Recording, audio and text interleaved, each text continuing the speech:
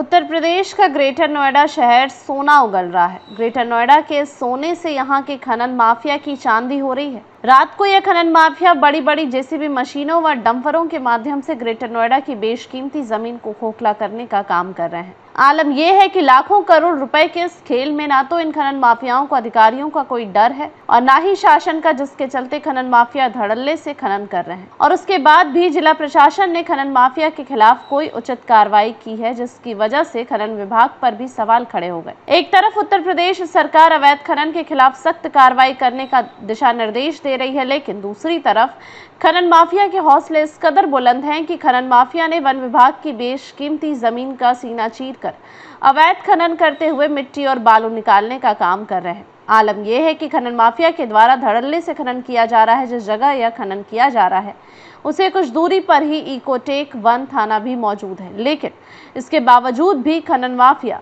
धड़ल्ले से खनन कर रहे हैं, जिसके चलते पुलिस की कार्यशैली भी सवालों के घेरे में आ जाती है। दरअसल ग्रेटर नोएडा शहर में चल रहे निर्माण कार्यों में रेत की जरूरत होती है। उसे जरूर को पूरा करने के लिए ये खनन माफिया सरकार की इस बेशकीमती जमीन पर गिद्ध जैसी नजर बनाए हुए हैं, जिसके चलते खनन माफिया धड़ल्ले से खनन के कारोबार को अंजाम दे रहे हैं। खनन माफियाओं ने जेसीबी मशीन और डंपरों की मदद से वन विभाग की जमीन पर बड़े बड़े गड्ढे कर दिए हैं। सोना उगलने वाली जमीन को खनन माफिया खोखला कर मोटी कमाई कर रही है। ये खनन माफिया रात को जेसीबी मशीन और डंपरों के माध्यम से अवैध खनन करते हैं, जिसके चलते डंपर और ट्रैक्टर ट्रॉली की आवाज इस क्षेत्र में बढ़ जाती है। ऐसा नहीं है कि खनन की जानकारी पुलिस कर्मियों या फिर खनन विभाग को ना हो।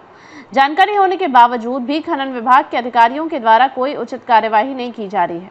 तो दूसरी तरफ जिस जगह खनन किया जा रहा है उसे कुछ दूरी पर थाना भी है, जिसके चलते रात को पुलिस कर्मियों के द्वारा पेट्रोलिंग भी की जाती है, लेकिन उसके बावजूद भी खनन माफिया धड़ल्ले से अवैध खनन के कारोबार को अंजाम दे रहे हैं।